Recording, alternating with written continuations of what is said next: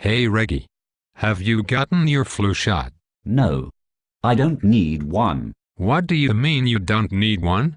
It's flu season and if you don't get one you can easily get the flu. I won't get a flu shot. I am immune to the flu. Reggie, you're crazy.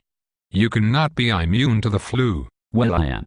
I will not get the shot and that's final. Come on Reggie.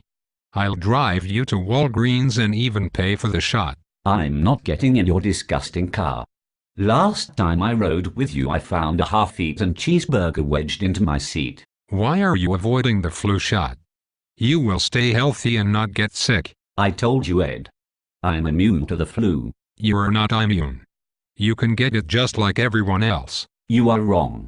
I have never gotten the flu and I never will. You will get sick and when you do I will say, I told you so. You need to stop worrying that I will get the flu. I am immune and will not get it. Case closed. You are crazy Reggie. No, I'm just special.